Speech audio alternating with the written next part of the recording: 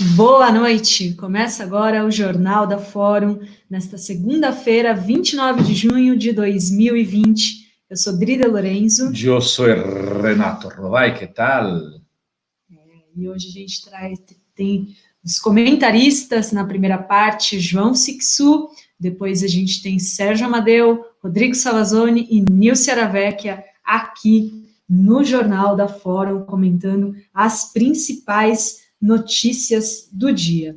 E hoje a gente vai falar sobre a recessão do Brasil. Estudo da FGV diz que a recessão começou bem antes da pandemia. No primeiro trimestre deste ano, o Brasil já entrava numa recessão, desmentindo o que diz Guedes e Bolsonaro.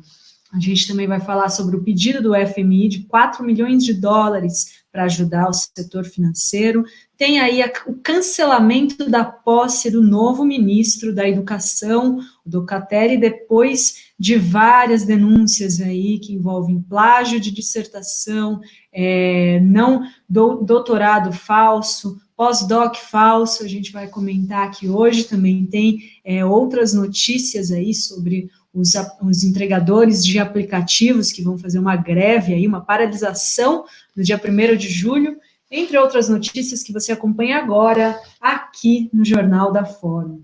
E já temos aqui o João Sixu, já está conosco, daqui a pouco o Sérgio Amadeu. Já vou dar uma boa noite para o Sixu. Boa noite, tudo bem, João? Boa noite, Dri, boa noite, Renato. Boa noite, ouvintes e telespectadores. Legal. Hoje tem bastante assunto da área da economia, né? Coincidência aqui, nosso comentarista bem hoje, num dia quente nesta área.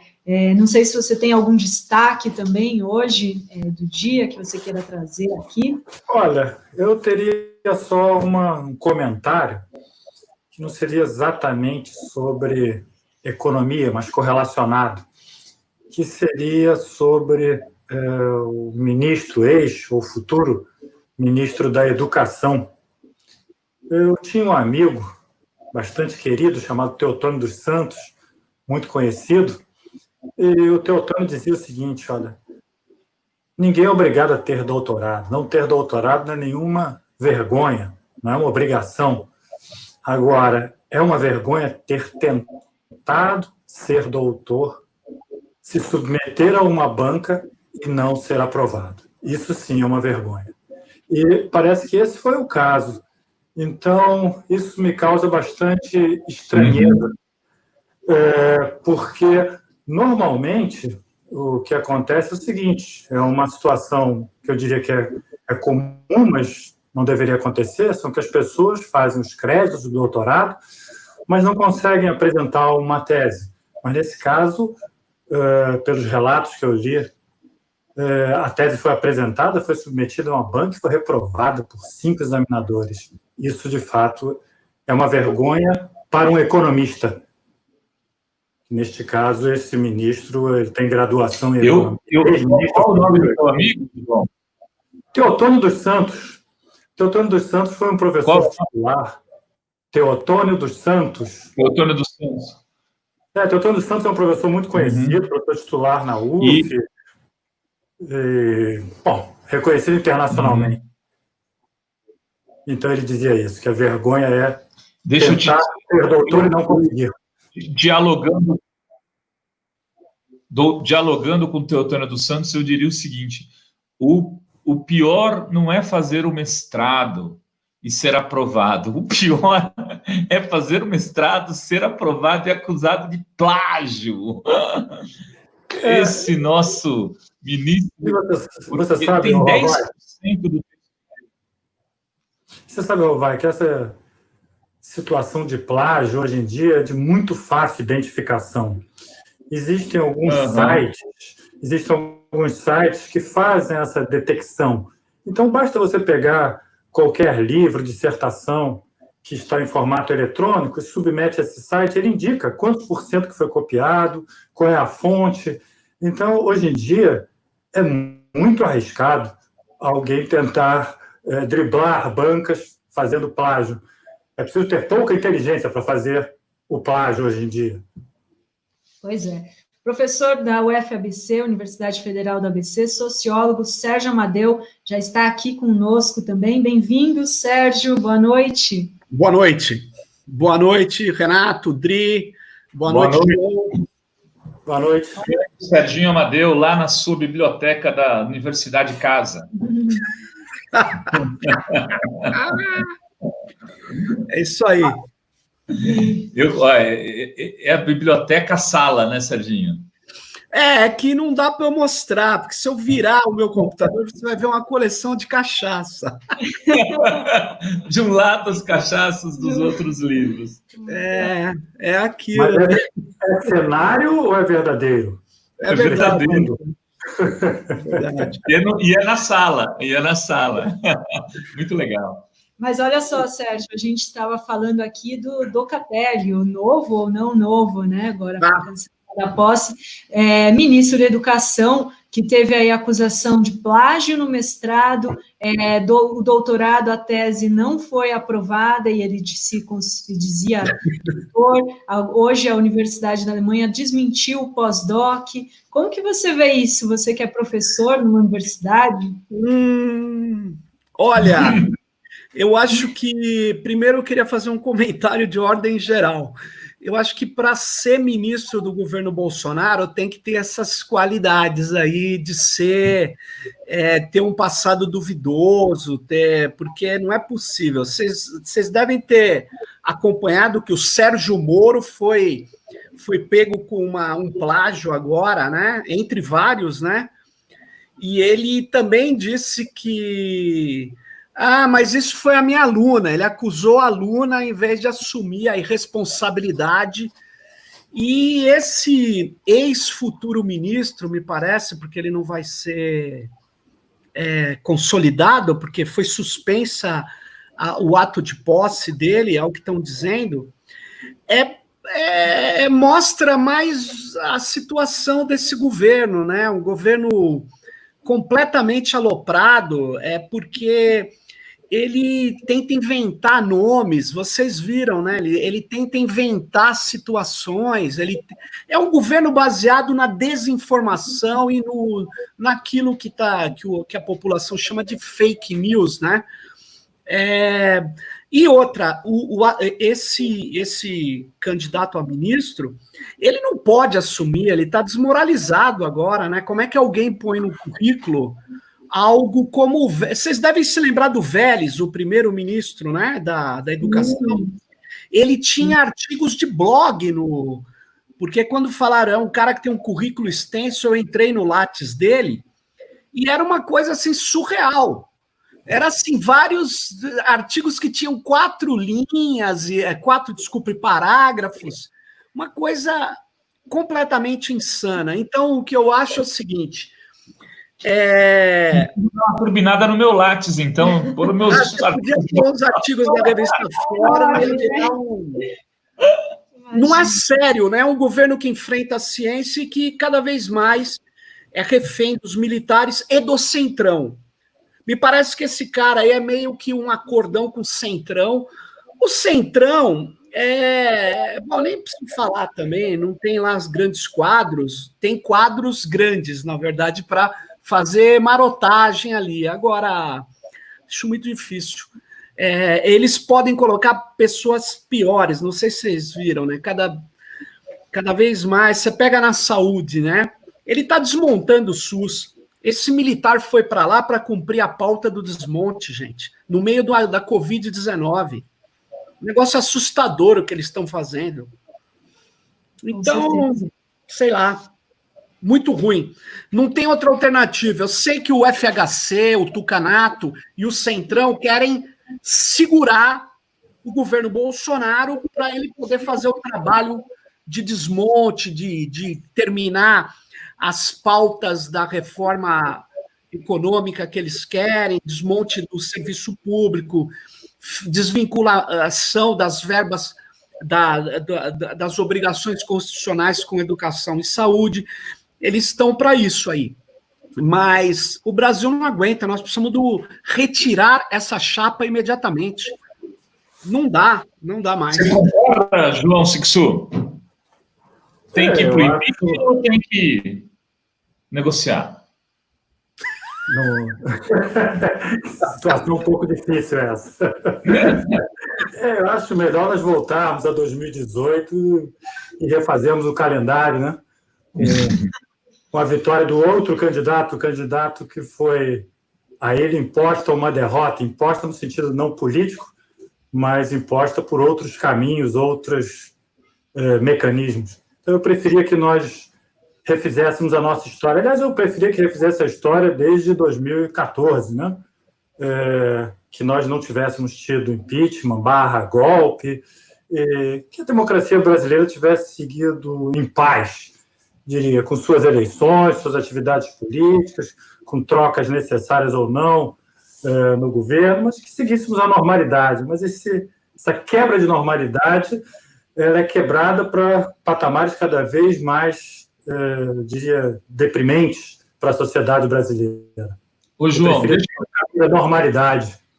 Falar agora, vamos, acho que entrar no ponto da economia, Sim. porque é legal que o João já comente. Saiu o estudo hoje, a Adri pode ler? Tem um estudo da Fundação Getúlio Vargas, né, de um grupo ligado ao Instituto Brasileiro de Economia. Esse estudo diz que a economia brasileira já entrou em recessão econômica no primeiro trimestre de 2020, com um pico no ciclo de negócios brasileiros no quarto trimestre de 2019, ou seja, ao contrário do discurso do Paulo Guedes de que a economia brasileira estava decolando antes da chegada da pandemia. Então, a gente tem aí uma recessão, esse estudo indicando que no primeiro trimestre desse ano já havia aí uma recessão. E outra notícia aqui na área econômica é um pedido do FMI de 4 milhões de dólares para um fundo da Covid-19 para ser usado no fortalecimento do setor financeiro no período pós-pandemia do coronavírus. Então, eu queria já passar a palavra para o Siksu, que ele comentasse aí esse impacto nessa recessão econômica que, então, pelo estudo começou no início do ano, e a gente já tem previsão de menos 9,1% de queda aí no PIB, e esse pedido de ajuda para o setor financeiro. Siksu. Olha, eu acho que esse estudo da Fundação Getúlio Vargas, acho que precisa ser um pouco mais, assim, turbinado, diria. Não sei se é a melhor palavra, mas eu usaria essa.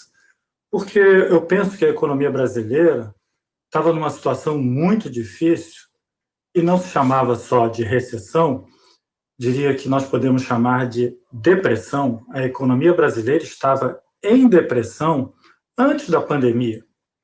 E aqui eu quero, então, aproveitar que a nossa conversa foi uma conversa um pouco acadêmica, nossa conversa preliminar, para dizer o seguinte, olha, eu fazer aqui uma autopropaganda, eu publiquei um artigo na revista de Economia Contemporânea, uma revista acadêmica, e vai sair agora um artigo também com o mesmo tema na revista Economia e Sociedade da Unicamp, que é uma revista acadêmica, dizendo o seguinte, que o Brasil está em depressão desde 2015. E é preciso, então, fazer essa diferença entre o que é uma depressão e o que é uma recessão.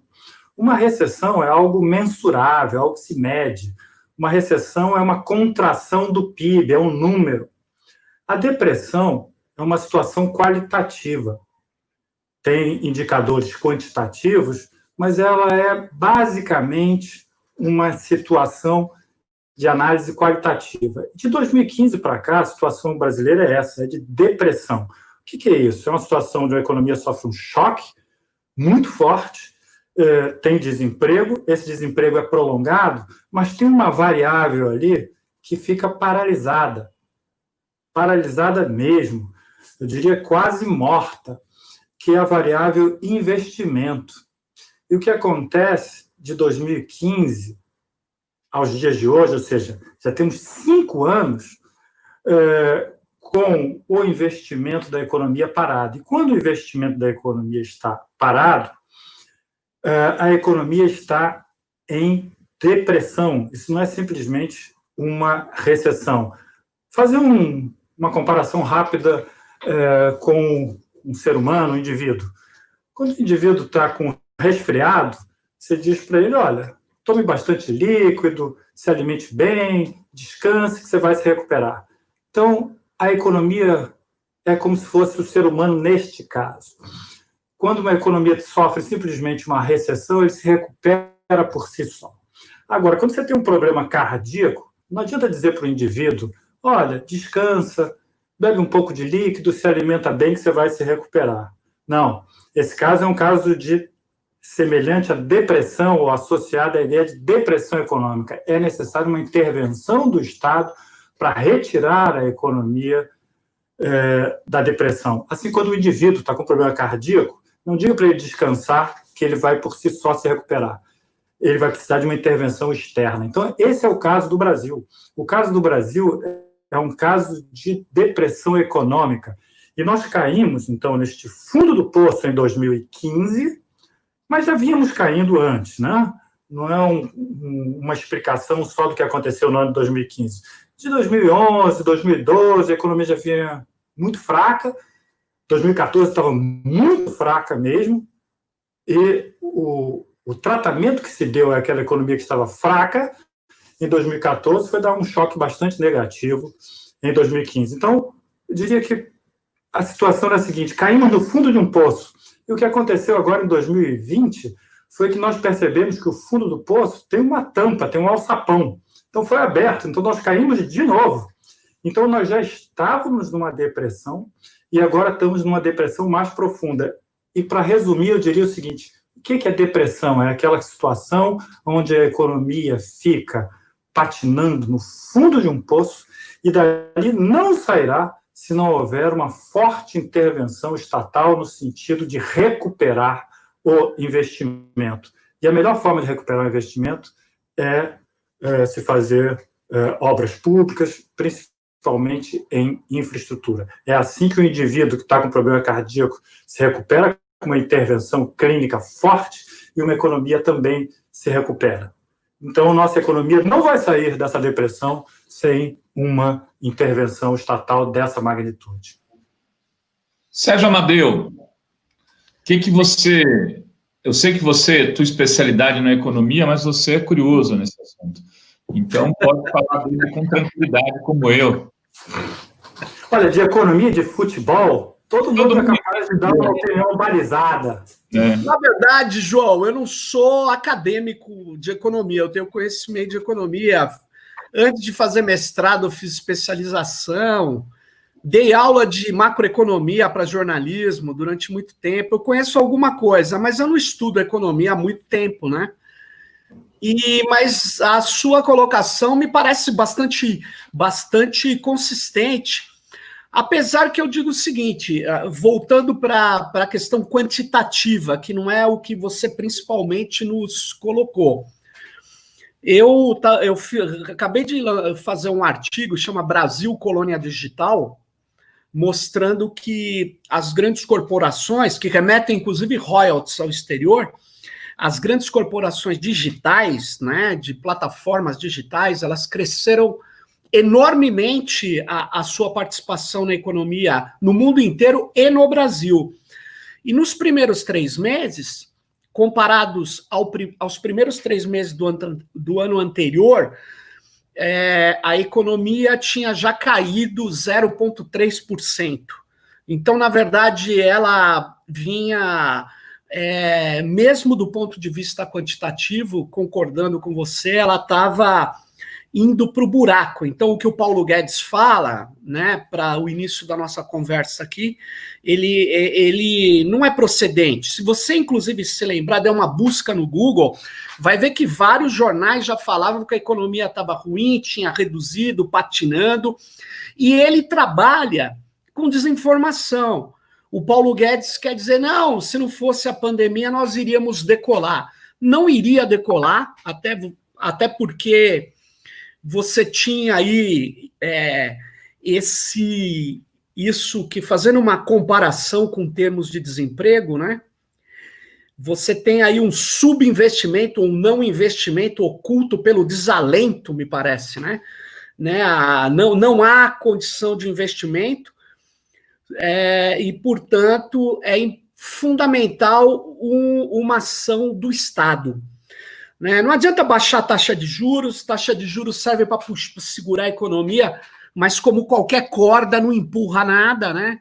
Então, na verdade, você tem uma situação muito ruim e uma situação que que ela vai se consolidando em piora, a cada piora, porque ela já estava tomando renda dos trabalhadores. Quando eles atacaram os direitos trabalhistas, quando eles atacaram a aposentadoria do jeito que fizeram, é que a aposentadoria não deu resultado imediato, mas quando eles atacaram o próprio Temer, antes do Bolsonaro, atacou a legislação trabalhista, eles tiraram mais renda ainda do consumo, né, da população, tiraram mais renda das pessoas. Então, fragilizou ainda mais o mercado interno. Então, eu acho que nós temos uma situação, sem dúvida nenhuma, que agora vai ser uma disputa já com vistas às eleições, porque o fato é o seguinte, a pandemia piorou tudo isso. E hoje, o que o governo está fazendo é, efetivamente, aprofundar essa depressão econômica. Inclusive porque o senhor ministro, naquela reunião lamentável que a gente assistiu aí, ele disse, eu não vou dar dinheiro para os pequenos, porque isso é a morte, eu vou dar dinheiro para os grandes. E eu acho, para concluir, que é preciso, sim, você ter um choque para garantir, na verdade, um processo de consumo básico, não só por causa da economia, mas também por causa da vida das pessoas mais pobres, né? Mas, principalmente, se essas pessoas tiverem uma renda maior, se pequenas empresas tiverem grana, o problema é você colocar grana e esse cara não segurar o emprego. Se você tiver alguma forma de ampliar o emprego, segurar o emprego, colocar renda nas pessoas mais pobres, você tem um impacto na economia. Se você colocar grana nos banqueiros, você não vai ter um impacto nessa economia. Eu queria colocar uma questão, Serginho e João Sixu, que é uma hipótese do Pierre Lucena, aqui num debate anterior, aí, semana passada. Ele diz o seguinte, olha, a tragédia do PIB desse ano é culpa da pandemia. Todo mundo vai dizer isso. Bolsonaro vai dizer, a culpa de 9% de queda é culpa da pandemia. Aí ele diz o seguinte, só que o ano que vem vai crescer. A hipótese do Pierre, que é professor de finanças da Universidade Federal de Pernambuco, ele fala, vai crescer o ano que vem. Eu falei, mas vai crescer quanto? 4%? Porque é o que o FMI diz. Ele aposta que vai crescer mais. Ele aposta que vai crescer mais por inação. Sem grande esforço, vai crescer mais. Aí ele diz, e o crescimento de 2021 é responsabilidade do Bolsonaro. Ele vai capitalizar isso para ele, mesmo que seja menor do que os 9%, que daria 0%, né? Quer dizer, ao contrário, nem 0%, porque é base, né, menor. Mas, enfim, eu queria trazer esse elemento para o debate aqui. Queria ouvir o João, depois o Serginho, porque tem esse componente político, e além desse componente, tem outro.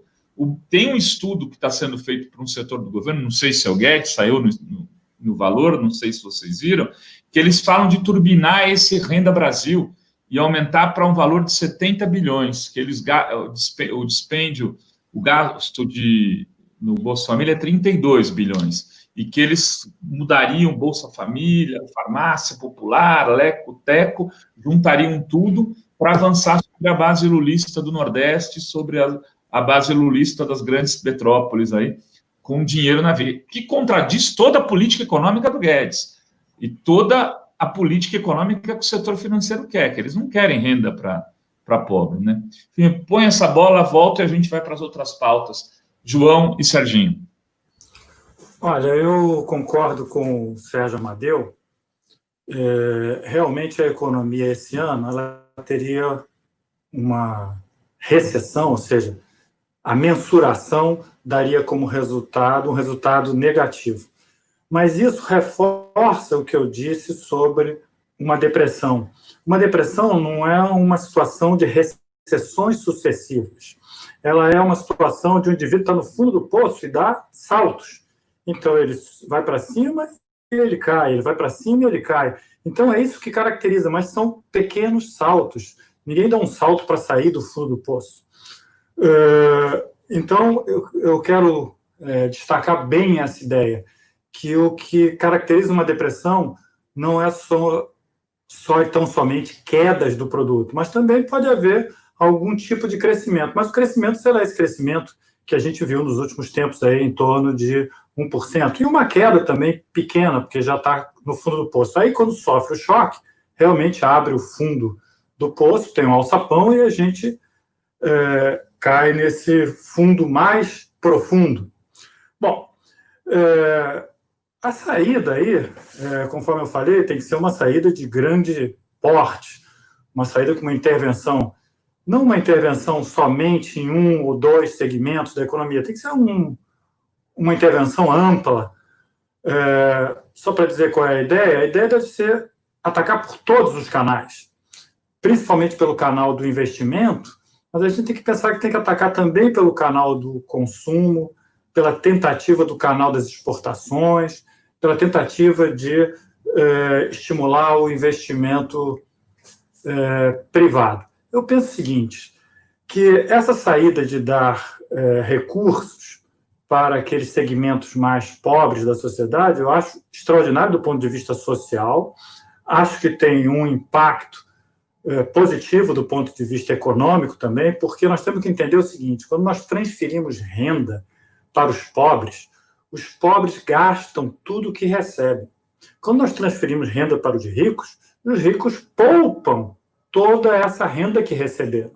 Então, isso não tem nenhum efeito sobre a economia. Então, isso é positivo. Entretanto, eu diria o seguinte, que isto é pouco.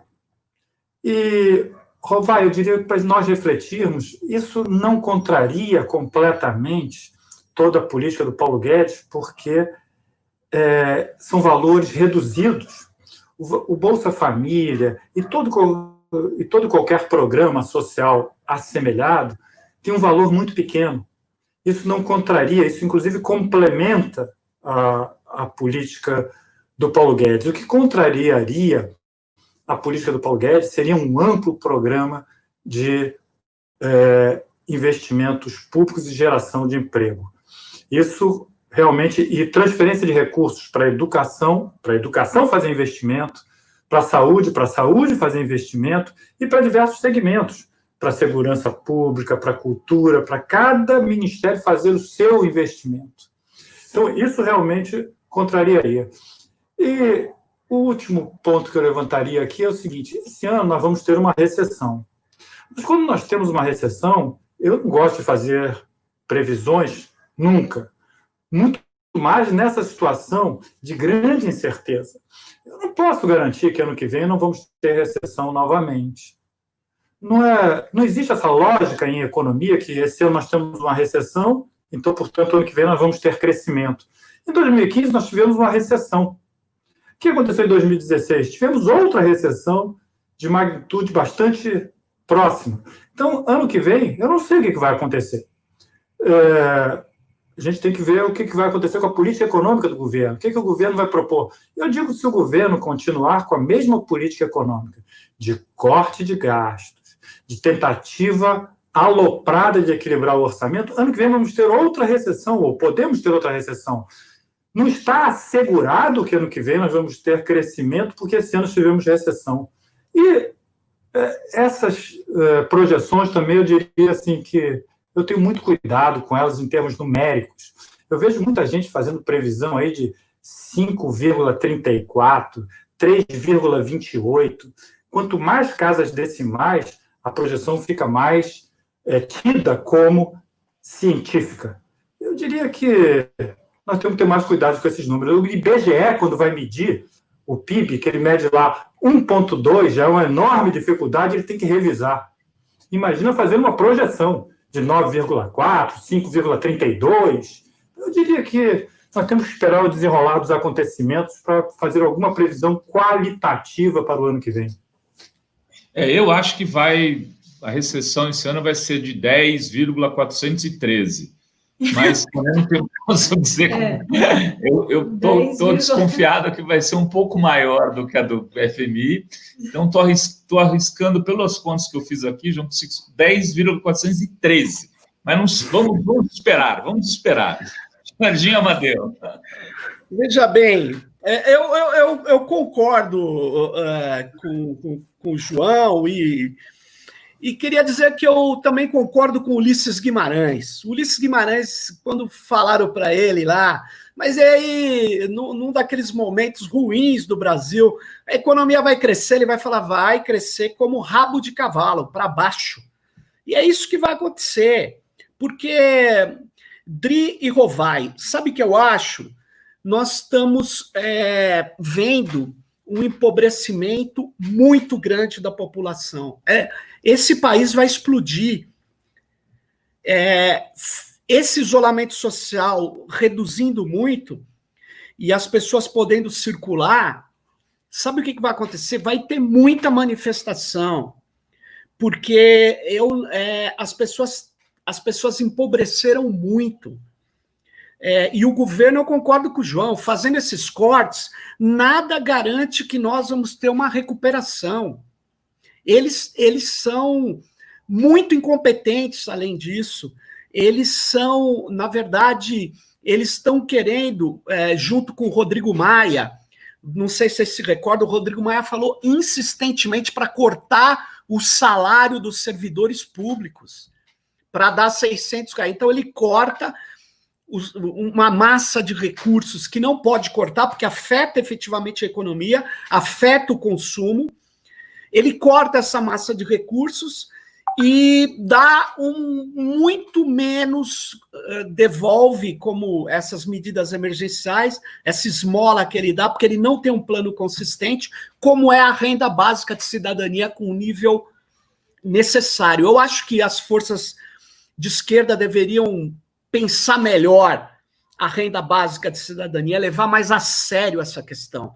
Nós precisamos de uma renda básica para todo mundo, para todo mundo. Eu não estou falando de imposto de renda negativo do Milton Friedman, não.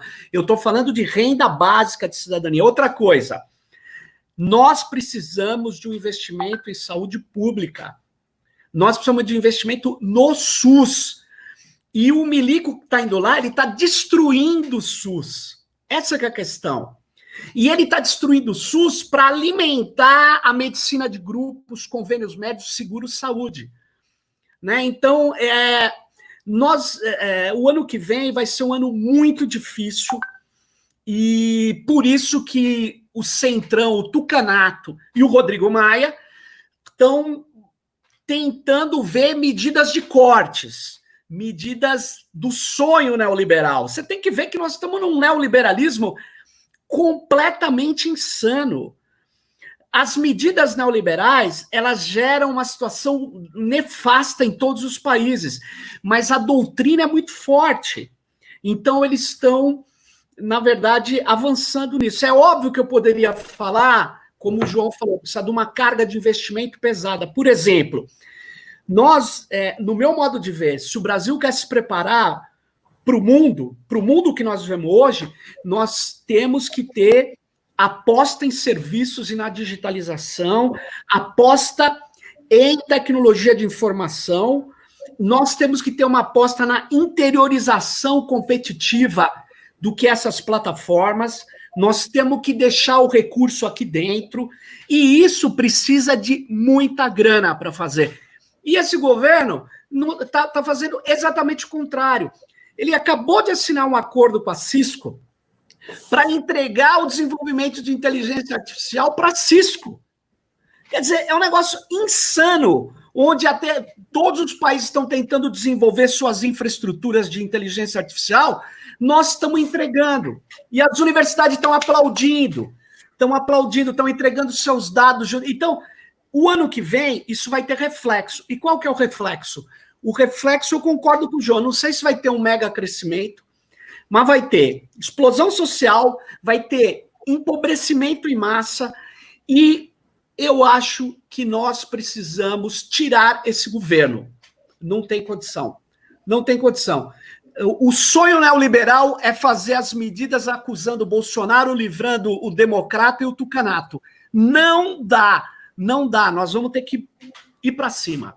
Então, a situação é dramática. Aliás, Rovai, antes de você mudar de assunto, é preciso dizer o seguinte: saiu uma matéria hoje na Folha, muito rapidamente, falando da situação aí de quem morre na Covid, né? Não sei se foi hoje, mas eu vi hoje.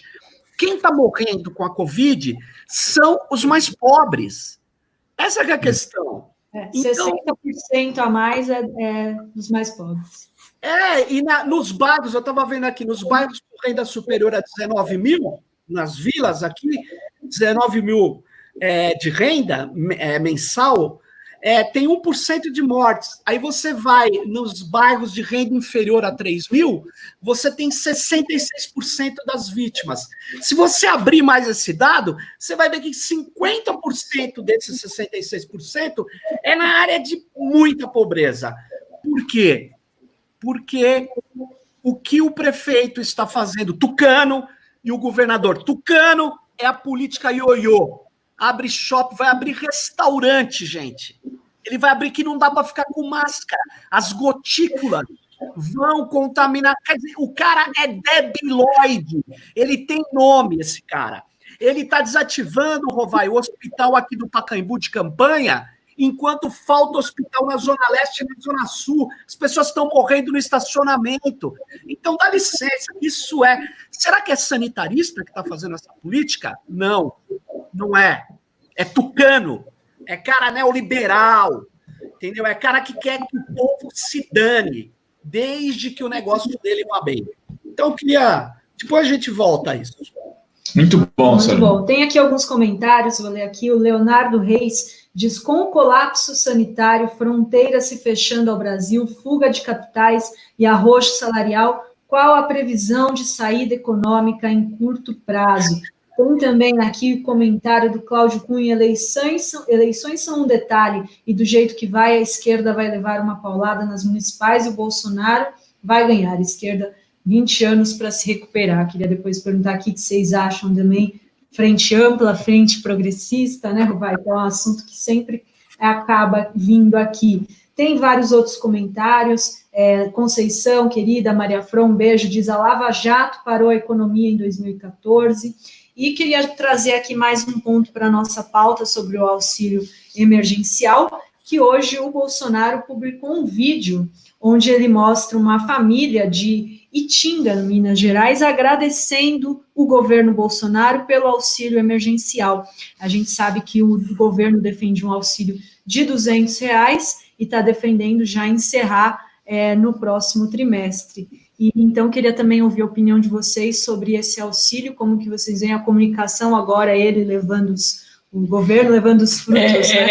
Essa confusão, né? Porque, por um lado, eles falam do auxílio derrubar estão propondo pagar 2 meses em 3, né? É essa conta, 500, 400 e 300, que vai dar exatamente os tais 1.200 de 2 meses, seriam 2 de 600, daria a mesma coisa, só que o cara receberia 2 de 600, aí ele vai receber aos pouquinhos, né? Mas, ao mesmo tempo, estão falando desse Renda Brasil, de 70 bilhões, e me parece bastante interessante essa tua análise, João. Eu não tinha pensado por esse lado, que, de alguma maneira, isso não impacta tanto, tira uma mão de obra barata deles para serviços, para faxineiro, empregada doméstica, pedreiro, talvez o pessoal da construção civil não vai se sujeitar a ganhar 500, 600 reais, 500, aquele subemprego total. Se tiver uma renda cidadã básica para todo mundo aí, na faixa de uns 500 reais por mês, se ele fizesse uma coisa dessa, talvez isso tirasse mão de obra do mercado, que é aquela comemoração do dono do Itaú, né? O país nunca teve tão bom para se investir, porque agora você tem um alto índice de desemprego. João. Olha, quero só marcar que o neoliberalismo governa o Brasil desde 2015. Tá? A crise ou a dificuldade de 2014 tem vários fatores de política econômica incorreta, crise política, problemas com preço de commodities, tem aí depois Lava Jato, etc. Mas o neoliberalismo tomou conta da economia brasileira, do Estado brasileiro, a partir de 2015. Então, nós temos que ficar bem nítida essa ideia que há 5 anos essa política está sendo implementada no Brasil e o resultado é desastroso. E eu quero ressaltar o seguinte: quando se fazem cortes de gastos, por exemplo, nas universidades, saúde pública e em outros ministérios, o que acontece é o seguinte: é o enfraquecimento da economia. Quando alguém corta recursos da universidade, pensa ele que está enfraquecendo a educação. Está também fazendo isso. Mas ele está enfraquecendo também, e principalmente, a economia.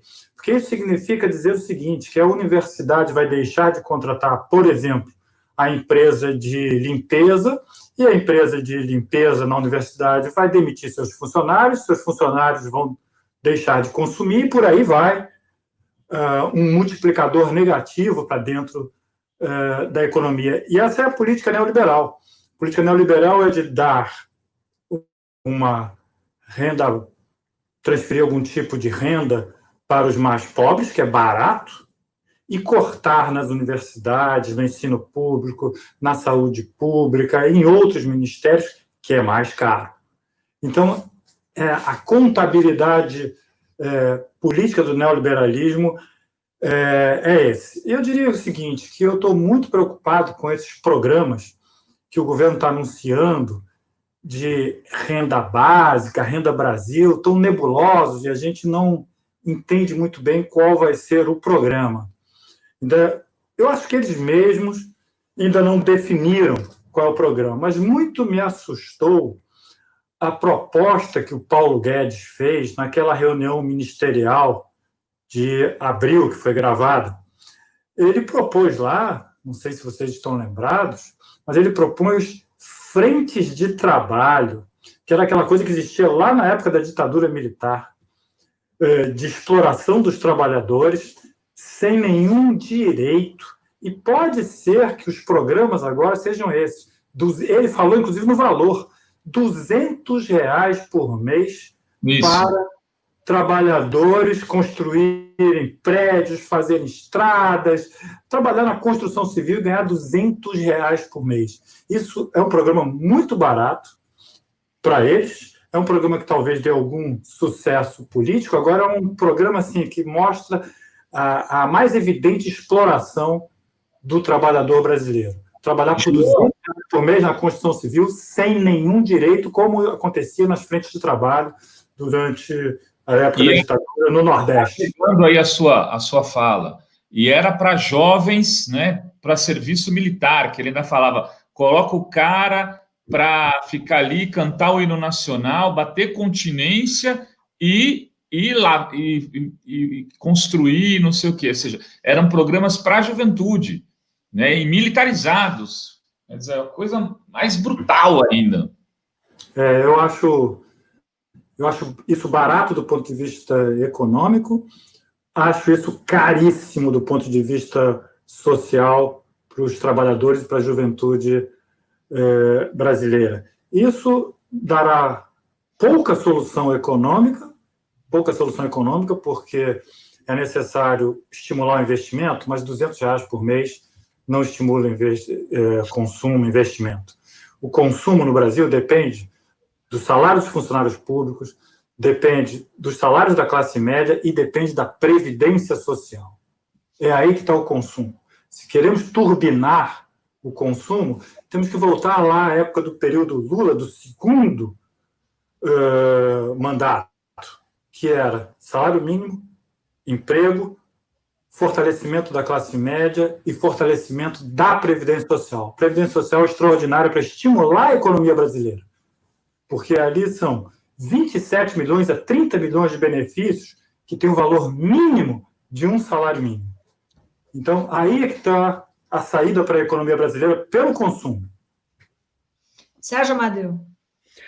Pois é, eu acho que o consumo é fundamental, porque nós temos uma população gigantesca, nós temos um mercado interno muito grande, e acho que esse mercado interno ele tá na verdade, bloqueado por causa da queda na renda brutal das classes médias, média e média baixa, e o grau de pauperização enorme dos trabalhadores, a precarização do trabalho está gigantesca.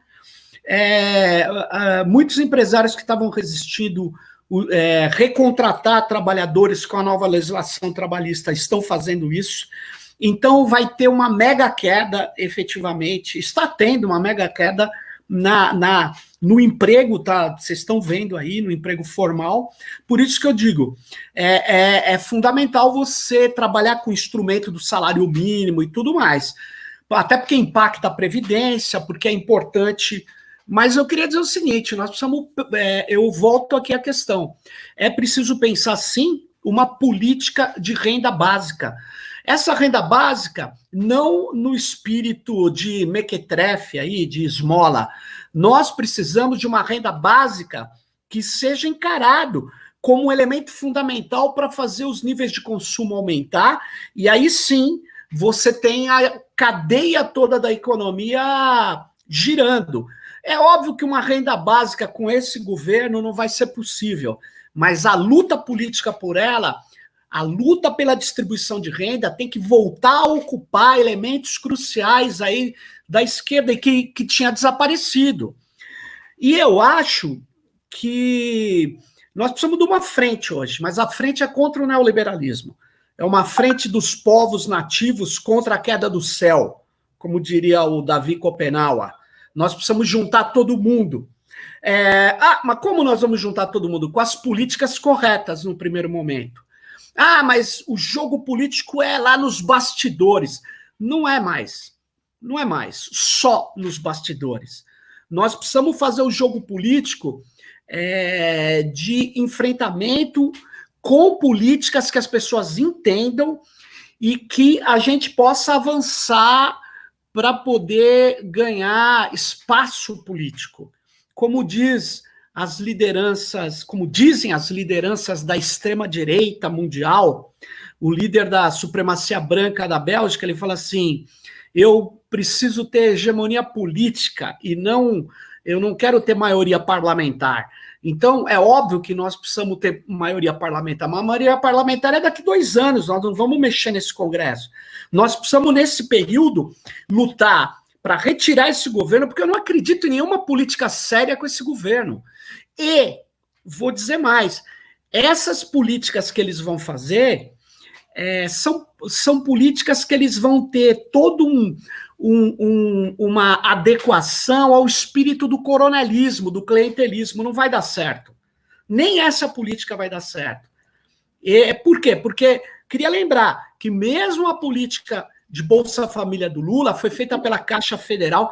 O Lula se empenhou diretamente, foi difícil montar aquela política, muito difícil montar aquela política, e mesmo assim, olha só, ele estava fazendo junto com o salário mínimo, vocês devem se lembrar que diziam, imagina que o salário mínimo vai passar $100, eu me lembro bem dessa polêmica, e passou, e foi mas era um outro momento da conjuntura internacional também. Então agora, sinceramente, eu não acredito em saída econômica que não empobreça o país com esse governo. Até porque eles têm uma oportunidade de fazer os ajustes neoliberais que eles querem. E o ajuste neoliberal não gera crescimento econômico, pode gerar algum outro espasmo, pode gerar política de clientela, mas o país vai chafurdar.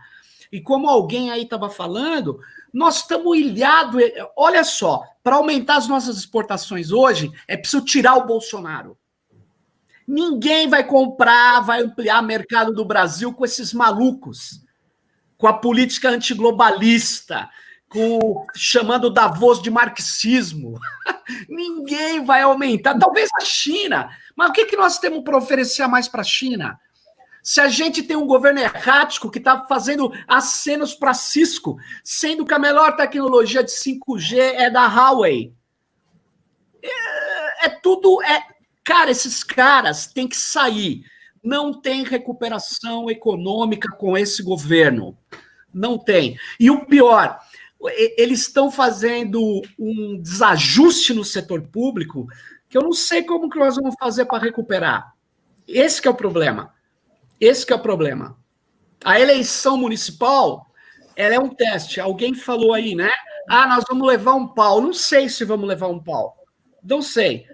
A não ser que faça uma campanha muito, muito ruim, mas eu acho que não. As forças democráticas vão tomar cadeiras do que eram esses caras. Agora, resta saber se... Porque, na verdade, é o seguinte, o Bolsonaro não tinha nada nos municípios. Qualquer coisa que aparecer, ele vai falar que é crescimento. É isso que eu ia falar. Mas não é o bolsonarismo, é o tucanato de extrema-direita, é o PMDB, é esses caras que são os bolsonaristas hoje, entendeu? Serginho, chegamos ao nosso time aqui, já tem... Da primeira parte tem a Nilce e o Rodrigo, a gente vai embarcar eles dois, enquanto o João Nilce se despede aqui do nosso primeiro evento do João com o Serginho aqui. Ô, João! Chegando, Rodrigo chegando. Rodrigo chegando. João, dá um tchau final aqui para os nossos internautas. Um abraço a todos. Rovai, Serginho, e aos nossos telespectadores. Vou encurtar aqui, porque eu estou percebendo que já está atrasado. Não, tranquilo, a gente vai rodando, acontece. Obrigadão, Serginho. Obrigadão. Valeuzão para vocês dois. Tchau aí. Entramos com o Rodrigo Savazone e Nilce Aravec aqui. Isso. A Drick é a segunda parte aqui do nosso jornal. Boa noite, Nilce. Boa noite, Dri. Boa noite, Rovai. Boa noite para quem está assistindo. Um prazer de novo estar aqui com vocês e poder discutir aí. Acho que a gente até pode pegar uma rabeira nessa última discussão que estavam tendo. Vai dar para... A gente vai ter melhores resultados nessa eleição, Nilce Aravec. Você compartilha do otimismo do Sérgio Amadeu, que, aliás, a Ruth Nassib está aqui mandando um superchat dizendo: Sérgio Amadeu, peço ao universo que suas palavras se tornem realidade. Eu tenho esse otimismo, mas eu também queria ouvir do Rodrigo, porque eu acho que ele também tem, tá? Eu queria dizer que é um prazer conversar aqui com o Rodrigo. O Rodrigo é uma pessoa que eu sei que tem ali um know-how de chão, né, Rodrigo? Você conhece o que são esses movimentos que a gente chama agora de coletivos, de produção dos comuns, né? E eu acho que essa eleição municipal, se a gente acertar a elaboração de um programa e pensar de que maneira que a gente comunica esse programa com a população, buscando, na minha opinião, escapar de assuntos muito abstratos e ir direto nas necessidades concretas da população, a gente pode, sim, reverter essa situação que a gente se encontra aí um pouco, nessa ideia da esquerda isolada, da esquerda confinada. Eu acho que, sim, a gente tem a possibilidade de reverter isso, mas eu queria te ouvir também, Rodrigo. Rodrigo, boa noite. Boa noite, Renatinho Rovai. Pode ser íntimo no programa, professor? Pode ser íntimo. Boa noite, Nilce. Obrigado pelo convite de participar. Eu ando um pouco afastado das discussões públicas nos últimos tempos, mas começando a pôr a cabeça para pensar um pouco, e eu acho que eu queria aproveitar, o Renato tinha me mandado um pedido para, além das pautas que já estão previstas e sendo debatidas, né, eu acho que tem um fator aí bastante interessante para a gente colocar nessa discussão, que é esse processo de boicote às plataformas proprietárias de comunicação, sobretudo ao Facebook, ao Instagram, por parte dos movimentos ligados à questão racial e, consequentemente, com impactos econômicos muito fortes, né? Anúncios aí de perdas de bilhões de dólares envolvendo a saída de certos patrocinadores dessas plataformas, porque eu acho que um fator determinante nessas eleições, mais uma vez, como foi na eleição passada, até, obviamente, eu acho que tem uma grande questão da organização dos coletivos, tem uma grande questão da organização dessas novidades políticas que vêm das bases sociais se rearticulando no âmbito das esquerdas, né? A gente tem visto surgirem, né, modelos muito eficazes, com efeitos eleitorais muito interessantes, né? Se a gente olhar muitas, juntos, experiências, por exemplo, no caso de Belo Horizonte agora, com a construção de uma frente ampla de esquerda para disputar a prefeitura municipal da terceira maior cidade em termos de importância no Brasil. Então, assim, eu acho que tem uma questão da reorganização das bases sociais, mas acho que um aspecto importante da gente introduzir nessa discussão é o peso determinante das mídias sociais, ainda mais numa eleição que vai acontecer num contexto de pandemia, que é impossível de você mobilizar a rua, que seria uma forma tradicional da gente começar a trabalhar uma rearticulação das esquerdas pelas bases, ou seja, retomar a rua que nós perdemos a partir desse processo orquestrado de intrusão das novas direitas, né, dos alt-rights no cenário político brasileiro.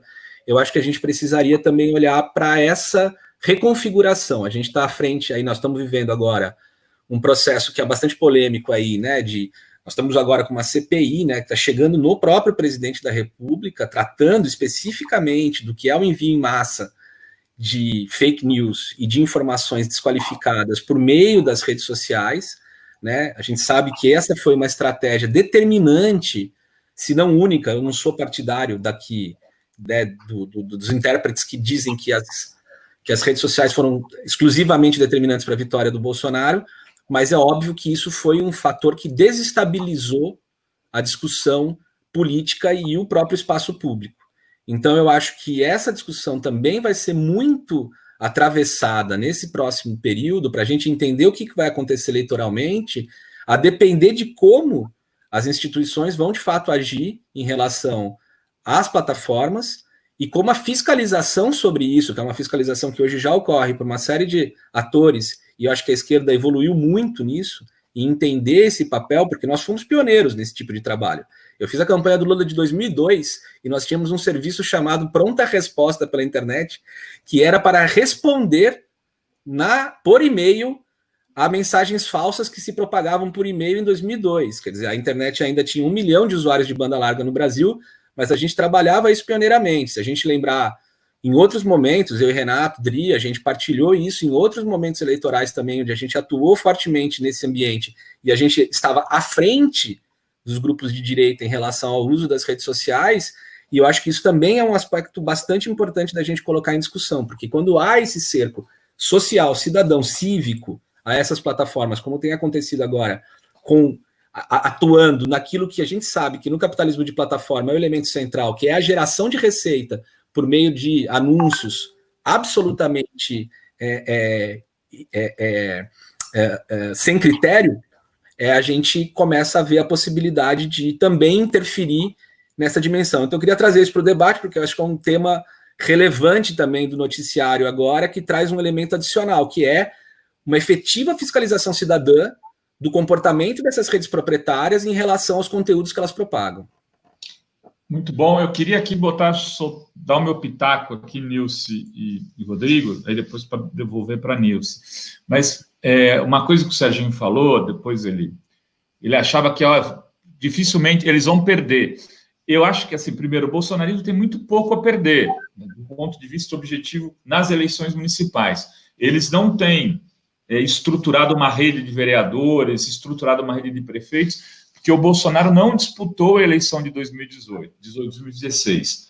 Ele não tinha... ele pode ter bolsonaristas nesses governos, mas estruturalmente ele não fez a disputa.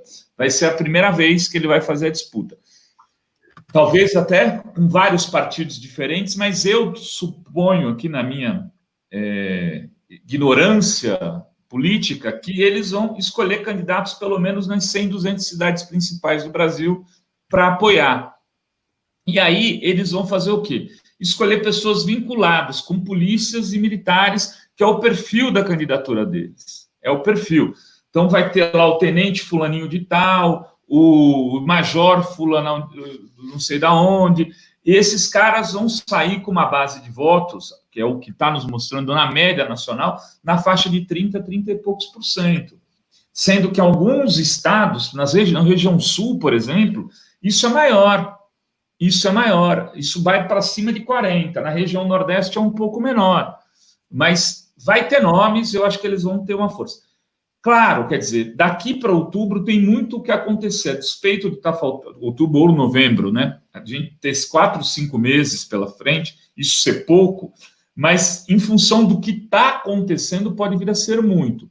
Precisa de uma atuação, como o Rodrigo falou, eu acho que aí precisaria de uma atuação combinada de redes e ruas, porque talvez dê tempo de fazer ruas lá na frente ainda, né, para poder desmontar um pouquinho essa operação que hoje é desfavorável, a meu ver, para a gente. Mas, enfim, vou botar a palavra para a Nilce aí para poder dialogar com o conteúdo do Rodrigo também.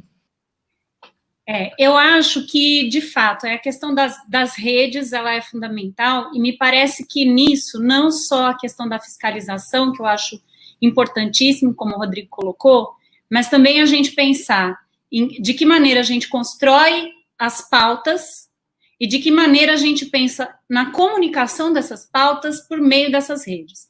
Então, vocês estavam aí num debate sobre a questão da renda básica e se isso pode ou não fortalecer o Bolsonaro numa camada de renda, de menor renda da população, avançando aí sobre o que é o naco lulista, né, que a gente convencionou chamar os setores lulistas da população. Eu acho que é importante a gente demarcar nos nossos discursos o que é a diferença dessa renda básica de um ponto de vista abstrato, que agora é captada, né, cooptada pelos liberais, sobretudo, e o que é, por exemplo, o que são as políticas de redistribuição de renda, como foi o caso do Bolsa Família no âmbito dos governos lulistas, que, como eles já falaram na primeira parte do programa, estava muito relacionado a uma ampla política redistributiva que incorporava a valorização do salário mínimo, a fiscalização da legislação trabalhista, né, e com isso o fortalecimento da Previdência Social. Então, era todo um escopo de uma ação estatal que previa com que uma parte significativa da riqueza gerada ficasse nas mãos dos trabalhadores e fosse redistribuída para as mãos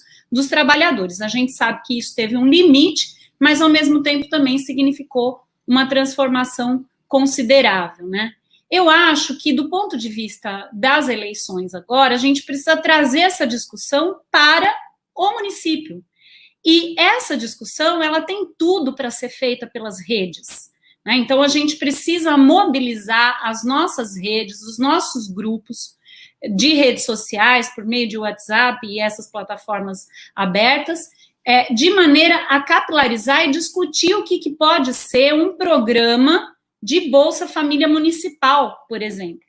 Eu acho que se as agendas e se as pautas da disputa municipal forem trazidas para o que são as demandas das necessidades cotidianas, a gente está vendo uma situação de agrura muito... né, as pessoas estão passando por uma situação de chegar à miséria, de chegar a ter uma única refeição por dia, né? Então, a gente tem que trazer a pauta e a discussão dessa ideia de reestruturação de redistribuição de renda para a questão do território. Me parece que é fundamental. E isso também se faz, na minha opinião, por meio do fortalecimento das redes digitais. Então, ao mesmo tempo em que eu acho que é fundamental a fiscalização para barrar fake news, para buscar um processo mais transparente, também eu acho que é fundamental que a esquerda, conforme as suas pautas, dê forma, né, construa uma forma de comunicação fácil, que ao mesmo tempo relacione essa conversa do mundo digital com o que é a vida real e as necessidades reais no território, né? No que as pessoas ali nos bairros estão sentindo, na hora de fazer a sua compra no mercado, na hora de resolver o seu problema da demanda imediata da sobrevivência, né? Deli. Legal, olha só, antes de passar então para o Rodrigo, queria trazer aqui uma informação de hoje, que é a paralisação nacional que os entregadores de aplicativo estão aí marcando para a próxima quarta-feira, dia 1º de julho. Eles querem melhores condições de trabalho, suspensão de bloqueios arbitrários, e hoje a gente teve uma live do ex-presidente Lula com o Flávio Dino, e o Lula disse que, na verdade, os entregadores são como escravos modernos, né? Ele disse que não é microempreendedor, é microescravo. Eu queria perguntar, já passar a palavra para o Rodrigo, pedindo para ele comentar como que você vê essa questão hoje dos entregadores que trabalham aí 12 horas. Do precariado, né? Precariado, exatamente. Bom, primeiro eu queria dizer também do meu prazer de debater com a Nilce, porque várias das coisas que ela disse eu acho que complementam extremamente o que eu estava trazendo, e acho que, de fato, já há algum tempo, né, essa própria cisão da ideia de virtual, real, ela é uma cisão falsa, porque, no fundo, nós estamos falando aí de layers e camadas que se sobrepõem, né, o tempo inteiro, né, porque a pessoa que está no bairro disputando ali, né, o dia a dia da sua sobrevivência, ela está sendo bombardeada pelo Zap Zap, da Amiga, da própria, hoje em dia, da entrega feita pelo comerciante do próprio bairro, né? A gente tem acompanhado bastante isso aqui no nosso trabalho que a gente desenvolve junto às comunidades aqui em Santos. E acho que esse tema, Adri, ele se coaduna diretamente com tudo isso que a gente está dizendo, né?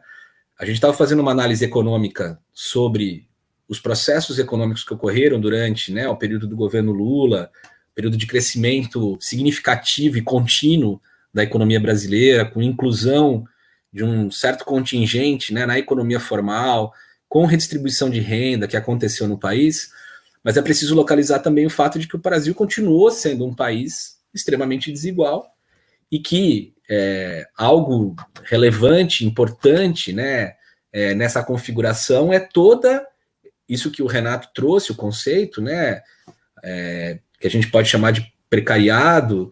Enfim, tem todo um trabalho, né, sobre estudos relativos a como se organiza o novo capitalismo cognitivo no mundo, né, que faz com que a gente tenha uma recomposição e uma reorganização do trabalho.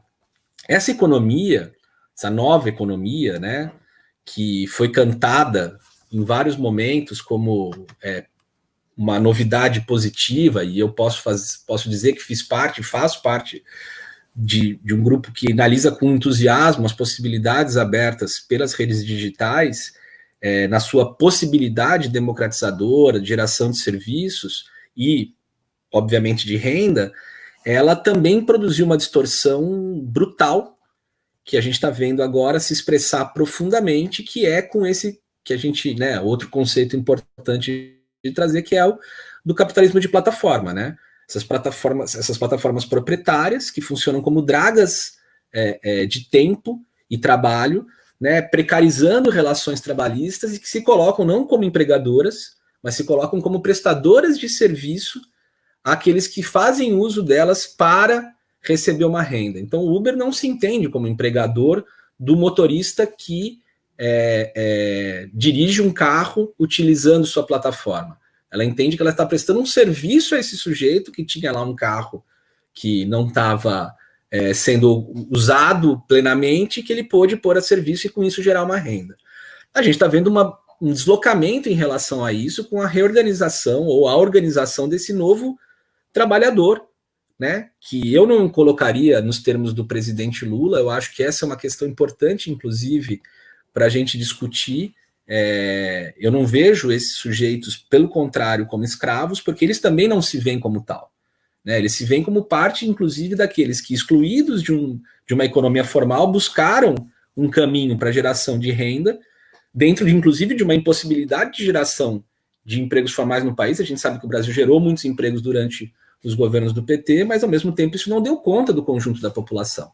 E o que está sendo feito, eu acho que o grande fenômeno disso, e é um fenômeno que o Partido dos Trabalhadores deveria olhar para ele com um olhar bastante generoso, é a emergência de um novo trabalhismo, ou uma nova organização de um contingente importante de trabalhadores que estão olhando para isso, como fizeram, eventualmente, os operários do século XIX e outros tipos de organização de trabalhadores que lutaram pelos seus direitos e conseguiram, ao longo do século XX, por meio da sua própria organização e da pressão aos Estados nacionais, obter vitórias, proteções e formas de receber os seus direitos como trabalhadores e como produtores da riqueza na nossa sociedade. Eu acho que esse é um fato, assim, nós estamos vendo... Primeiro, eu acho que só queria destacar duas coisas, até para não me estender demais. Uma é, acho que essa resposta ela se dá de duas maneiras, né? Na Europa, a gente está vendo agora surgir o que a gente chama de cooperativismo de plataforma, uma série de formas de organização cooperativas que buscam organizar esses trabalhadores em novas institucionalidades produtivas que possam fazer frente a essas plataformas proprietárias que exploram esses trabalhadores. E do outro lado, a própria mobilização política dessas organizações que precisa ser absorvida justamente pelas organizações de esquerda no sentido de ser colocado na sua pauta a centralidade. Vamos lembrar, o microempreendedor individual é um projeto aprovado pela Dilma Rousseff. Não é um projeto necessariamente ruim. O projeto foi um projeto que tentou criar um tipo de cobertura, por exemplo, da Previdência Social, do INSS, a esse sujeito que estava fora da economia formal e que estava lidando com essa situação. Renato sabe muito bem o que é trabalhar como informal, até porque isso fez parte da própria trajetória dele, e esses trabalhadores existem desde sempre na sociedade brasileira. A produção de uma resposta para isso foi produzir uma resposta no plano real, de como a economia se organiza hoje. E eu acho que essa é uma questão importante para a esquerda olhar. A gente precisa entender os deslocamentos do trabalho, entender as formas como esse novo trabalho se estabelece.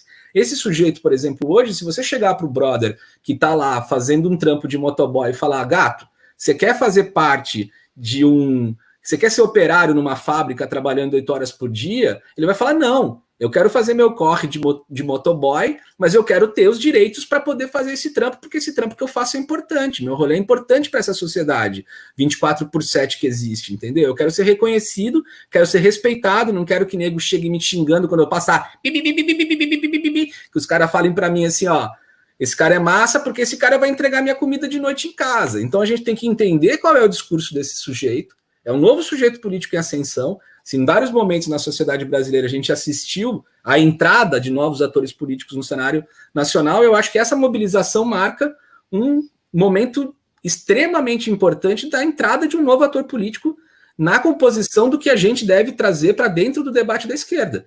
Assim, se a esquerda não for capaz de lidar com isso e elaborar sobre isso, ela vai ficar fora do caminho e esses caras vão se organizar por outro lugar.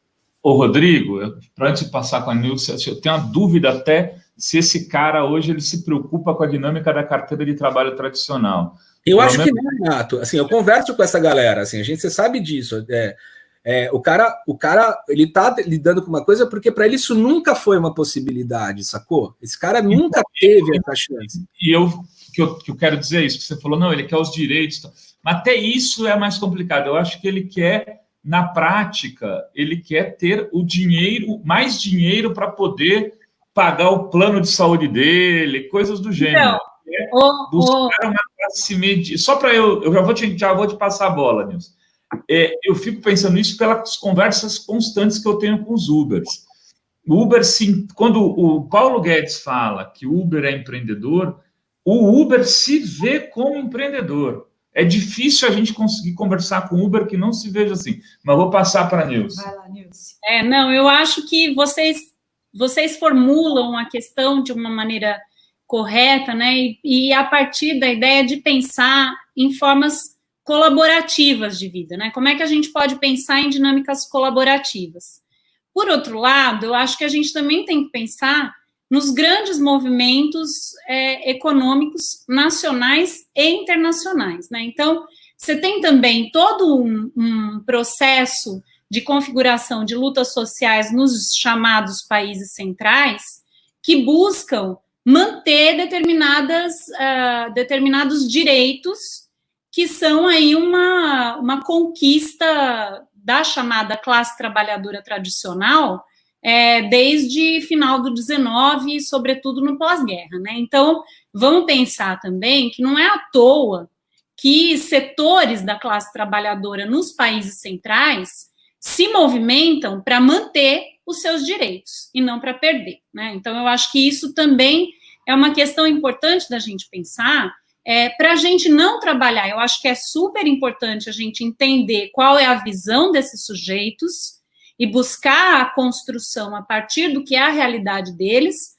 Por outro lado, a gente não pode considerar, olha, a carteira de trabalho é uma coisa que não está no horizonte deles, mas a carteira de trabalho também era uma coisa que talvez não tivesse no horizonte dos trabalhadores da década de 30, né? Então, foi uma coisa que se construiu como uma possibilidade política, e aquilo foi nesse sentido, a partir dessa construção, como possibilidade. Eu não estou dizendo que essa é a saída, mas eu estou também pensando que as alternativas, elas têm que ser pensadas a partir da realidade, mas também a partir da superação dessa realidade, né? A partir da relação entre utopia e realidade, que eu acho que a gente constrói. E aí, nesse sentido, também eu acho importante a gente pensar o papel do Estado nesses processos, porque toda essa construção da ideia de renda básica, que está sendo muito bem capturada pelos liberais nesse momento, ela vai no sentido de diminuir o papel do Estado e não de ampliar. Então, Renato, você tem colocado assim, olha, será que isso não é uma contradição em relação ao que as elites, ao que o setor financeiro espera da política de Guedes?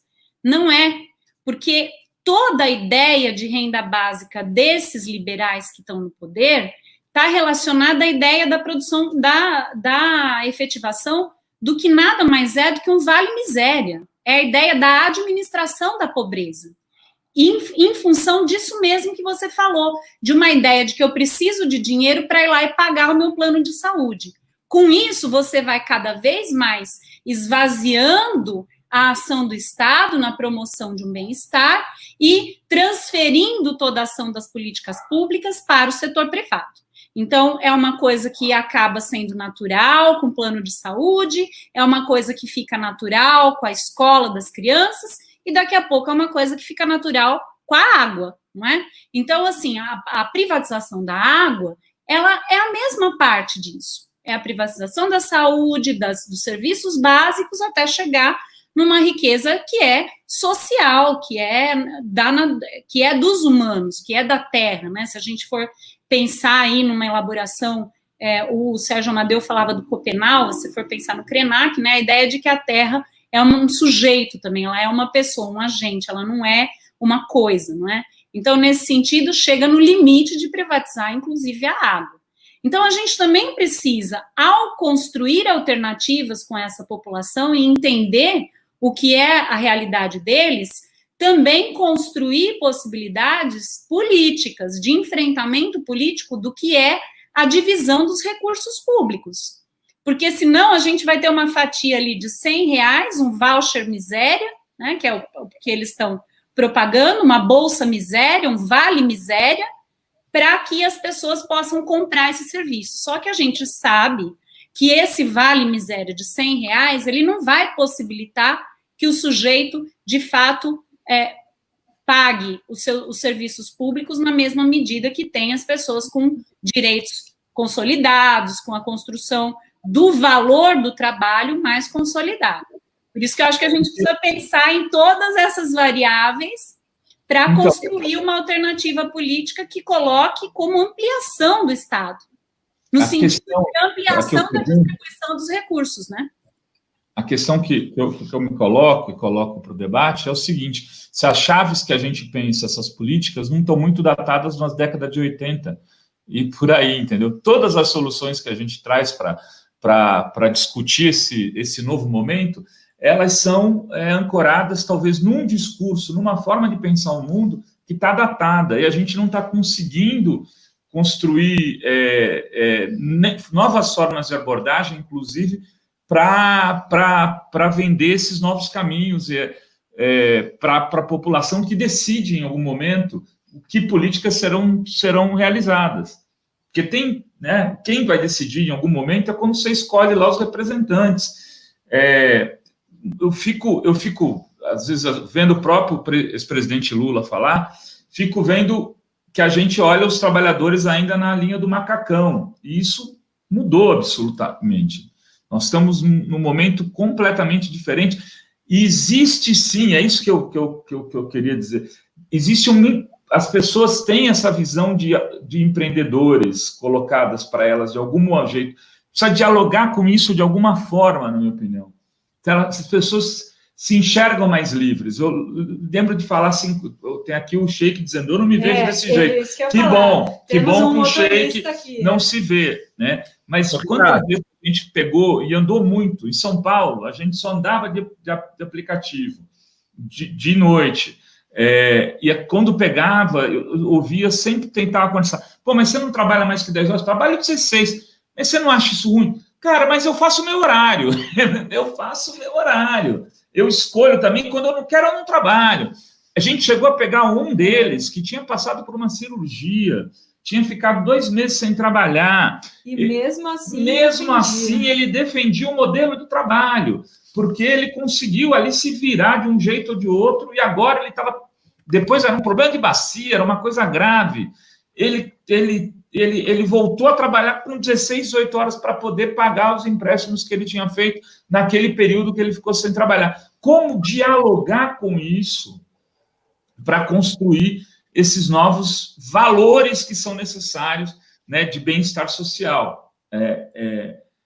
Porque talvez eu fico pensando, se esse modelo da carteirinha azul, ele já não tenha conseguido, de alguma maneira, bater tanto que precisamos pensar, talvez, novas soluções que passem pelo comum, pelo modelo cooperativado, pelas tecnologias sociais, por outras formas de produção e de distribuição de renda. É isso que eu estou tentando jogar aqui no ventilador aqui das ideias. Deixa eu só...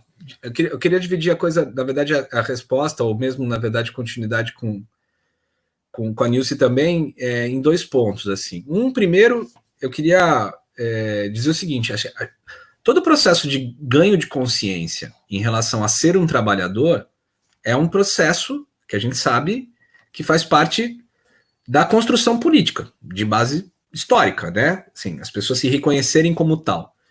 Então, assim, eu acho que um dos grandes sequestros do neoliberalismo, e que a gente viu acontecer no Brasil também ao longo desses anos, é essa ideia do que é o tal do empreendedor, né? Quem é o sujeito? Então, um trabalhador precário que se vê num lugar de um agente de empreender a sua própria condição de gerar sua renda a partir de, enfim, de alguma maneira trabalhar com os seus meios de produção, que, na verdade, a gente sabe que são sequestrados por vários tipos de rentismo, que são sequestrados por vários tipos de formas obtusas de sequestro que não são tão evidentes quanto eram no período do macacão, como disse o Renato, em que você tem o proprietário dos meios de produção, você tem o patrão e tem o trabalhador. Né? Essa configuração, de fato, ela é toda cheia, ela é cheia de nuances, né? Que faz com que uma das grandes questões para mim que está colocada é a própria condição subjetiva de se compreender como parte de uma classe, como parte integrante de uma realidade específica que produz aquele sentimento de reconhecimento no outro, que é base, por exemplo, fundamental para toda forma de organização popular. Quando a gente fala, eu estou aqui com o meu companheiro, caminhando junto na direção de algo que vai nos beneficiar e vai beneficiar não só a nós, mas a todos os outros que fazem parte dessa mesma realidade, sendo maioria da sociedade, como sabemos. Então, assim, eu acho que uma das coisas que parte, para mim, como desafio para a esquerda, é o desmontar essa subjetividade sequestrada pelo neoliberalismo com a ideia de que o empreendedor que esse sujeito é um empreendedor e não um trabalhador. Daí que vem, para mim, o fato de olhar para os textos que surgiram, para a forma como os trabalhadores do Uber e dos aplicativos, né, do Rappi, do iFood, estão trabalhando a convocação desse ato, que estão trabalhando justamente com um olhar que me parece de, não esse que você compartilhava, Renato, não esse, Dri, mas justamente um olhar de reconhecimento como parte de de um universo trabalhista. Estou aqui também fazendo uma leitura a quente de algo que, com base nesses textos que circularam nos últimos dias, e é óbvio que isso está em disputa. Quem que vai chegar junto, como é que vai ser produzida essa relação e como é que a gente vai ser capaz de escutar a evocação desses atores. Porque esse é um processo também que é de pedagogia política, de construção, que é, muitas vezes, quando você fala assim, Renato, olha, o cara talvez esteja querendo ganhar um pouco mais para poder pagar o plano de saúde dele. Mas é porque ele é tão bombardeado cotidianamente com a informação de que o SUS ou o serviço público é uma porcaria, que ele acha que ele precisa disso, porque no final das contas isso foi construído também dentro de um certo tipo de narrativa que parece... O cara fala, pô, meu filho estuda numa escola pública e eu quero dar para ele o melhor, então eu tenho que dar para ele uma escola privada. Porque o parâmetro do bom passou a ser esse. Então essa disputa está em curso. Mas o que eu quero dizer é que eu acho que esse sujeito político está apresentando no seu discurso específico agora já algumas coisas muito interessantes de reconhecimento como parte do trabalhador. E aí o segundo ponto só que eu queria lançar a mão é o seguinte... Só vou te pedir rápido porque a gente tem mais 4, 5 minutinhos de programa. Tá bom, eu vou só falar uma coisa que é o seguinte, um dos debates mais importantes desse campo se deu sempre no universo da cultura e dos trabalhadores da cultura, tanto que na Europa foram as pesquisas sobre a organização dos trabalhadores da cultura que trouxe isso. Eu estou trazendo um pouco para o meu universo, né? Assim, o trabalhador da cultura, em geral, é um trabalhador precarizado há muito tempo também, porque são relações muito complexas. E aí, você vê, a organização desses trabalhadores produziu a Lei Aldir Blanc, apresentada no Congresso Nacional pela queridíssima senadora Benedita da Silva, do Partido dos Trabalhadores, um marco histórico do feminismo negro no Brasil, uma mulher fundamental na luta política brasileira, que apresentou um projeto de lei que foi aprovado no Congresso e no Senado, querendo cobrir todo esse universo de trabalhadores que está precarizado e fora de um sistema de proteção num contexto pandêmico. Então, assim, eu só juntando com o debate sobre a renda mínima, aquilo que Nilce também trazia, é a luta muito maior e organizada de certos grupamentos sociais que vão fazer com que a gente não tenha que lidar com o Vale Miséria do Paulo Guedes, e sim com uma efetiva proposição. Eu acho que a gente tem que olhar para a Lei Aldir Blanc como uma vitória das esquerdas no sentido de uma renda mínima verdadeira, de um grupamento social específico que conseguiu, a partir da sua mobilização e organização, redes, ruas e interface com a institucionalidade do Congresso Nacional, aprovar uma legislação fundamental. Muito bom. Nilce Araveca, acabou que a gente ficou quase num único tema. Acabou que as Mas é que... Mudar de assunto, mas enfim, vamos lá. Não, é que eu acho que essa questão dos empregadores, ela de fato está muito quente, né? Porque eles foram muito demandados na situação que a gente está vivendo, e foram demandados que, quanto mais necessários eles se mostraram, mais precarizado foi o trabalho deles. Não é à toa que surge essa greve. Essa greve surge, e na minha opinião, concordo com o Rodrigo, nos termos que ela está sendo chamada, ela revela um encontro de uma vivência comum por parte desses empregadores que tem a ver com isso. Um acirramento das condições de precariedade a qual eles estão submetidos, numa condição em que o trabalho deles está se mostrando absolutamente necessário, né? Então, eu acho que é um assunto, de fato, muito quente. E eu acho que essa questão que o Rodrigo coloca, do sucesso da Lei Aldir Blanc, e que está relacionado a um grande movimento social por parte do pessoal da cultura, né, de todos os agentes de cultura, também traz a questão para o debate, na minha opinião, que tem tudo para ser feito no âmbito municipal. Então, eu acho que não dá de maneira nenhuma para a gente dar de barato que essa disputa está perdida, muito pelo contrário. Eu tenho visto algumas elaborações dos programas de esquerda, e, na minha opinião, elas têm ido num sentido muito interessante, que colocam o debate das eleições municipais não só para a sua questão imediata, que é a própria eleição, mas eu acho que colocam uma potência de médio prazo de reconstrução da possibilidade de uma alternativa de um poder popular, democrático e popular, encabeçado ali pelas lideranças de esquerda, né? E isso, acho que num sentido de pensar o que é uma ampla rede de apoio social, ao mesmo tempo em que a discussão de programas culturais devem ser realizados e voltados para dinâmicas dos bairros, para a dinâmica da vida cotidiana, né? Eu acho que esse é o nosso